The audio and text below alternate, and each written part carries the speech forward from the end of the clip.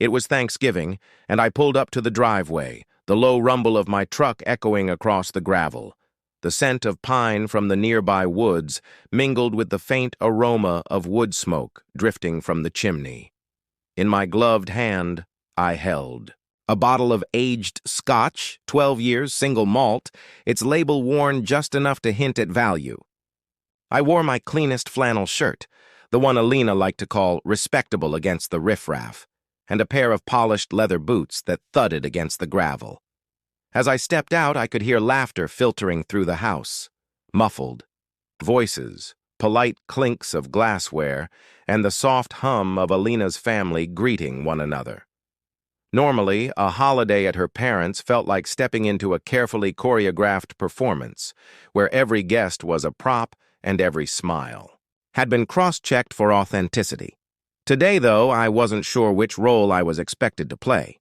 My heart thudded against my ribs, a familiar mix of pride and unease as I walked up to the front door. Alina stood there, slender in a tailored dress that matched her mother's preference for neutral tones. Beige, champagne, and the occasional flash of gold in her jewelry. Her hair was pinned back perfectly, not a strand out of place. She met my eyes without smiling and motioned with a gesture as crisp as a conductor's baton. "Guests are arriving through the front," she said, her voice low but clear. "You've been working. You understand, right?" I swallowed the lump in my throat. My mind flickered to the dozen emails I'd sent before dawn, spreadsheets tracking rent rolls, invoices for repairs, and meeting notes with the city building department that would finalize permits on a project I'd poured blood and sweat into. Exhaustion tugged at my shoulders, but I straightened, lifting my chin. "I understand," I said, keeping my voice steady. I lifted the scotch and offered it to her as an olive branch. She didn't hesitate.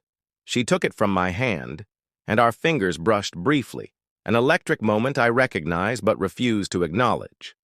I nodded and pivoted away from the front entrance. Gravel crunched under my boots as I circled around the side of the house, noticing the new landscaping her father had insisted on: trimmed hedges, manicured shrubs, and a cobblestone pathway laid last summer, which Alina's parents treated like a grand statement to their refined taste.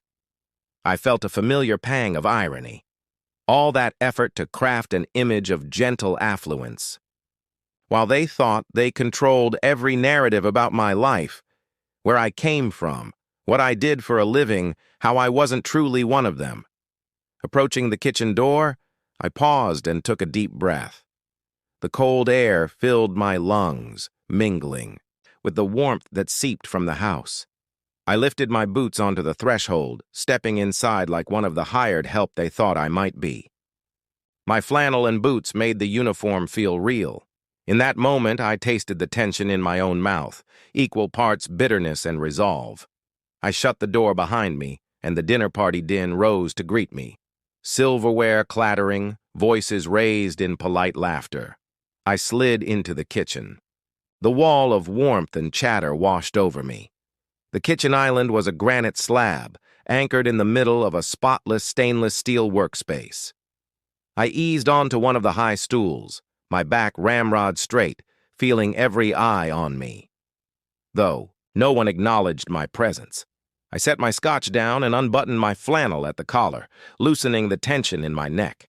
My eyes flicked to the row of turkey platters on the counter, cranberry relish in a crystal bowl, mashed potatoes. Steaming in a white tin, the scent of roasting meat clung to the air, laced with sage and rosemary.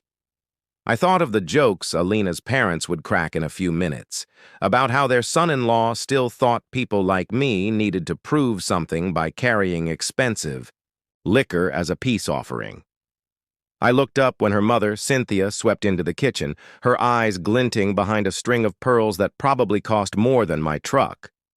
She paused when she saw me sitting there, leaning back to smooth her heavy cardigan. "Oh," she started, forcing a polite smile that didn't reach her eyes. "I didn't realize you'd, opted for kitchen service today," she gestured. toward the dining room, where chandeliers hung like jeweled pendants from the ceiling, casting a soft glow over every polished surface. The table was set for a dozen, silk napkins folded into art, crystal wine glasses waiting to be filled. I kept my expression neutral. "I'm just making sure everything's taken care of," I said. My words were cool as ice, but beneath that, my pulse hammered. I'd been to enough events here to know what she meant. I was to be invisible until they needed me to refill platters or pour wine. I undid the top button of my flannel further. "Looks like you've got plenty of help," I added, nodding toward the cluster of catering staff entering with trays of hors d'oeuvres. Her lips pursed. She tilted her head toward the pantry. "Frank," she began, using the name Alina's father reserved for me when he thought no one else was listening, "we'll manage."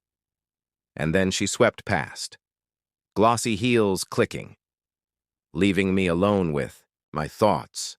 I took a swig of scotch, burning, smoky, exactly how I liked it, and let it steady me. My reflection stared back from the stainless steel backsplash.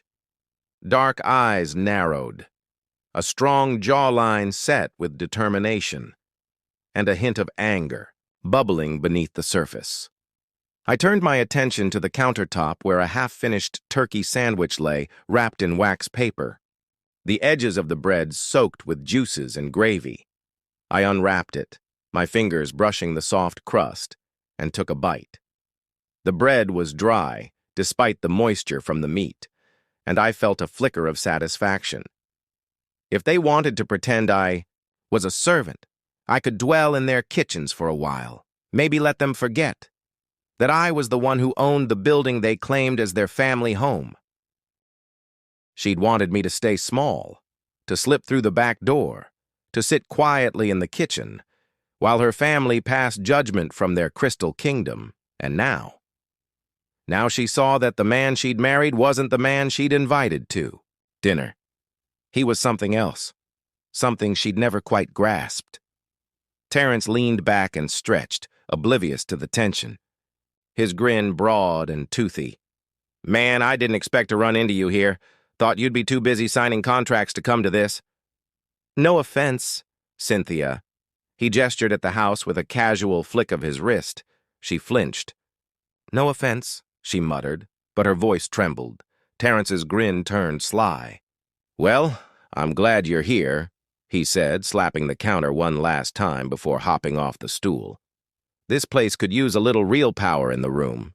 He gave me a wink, then sauntered off toward the dining room, leaving a trail of stunned silence in his wake. I turned to face the wreckage he'd left behind.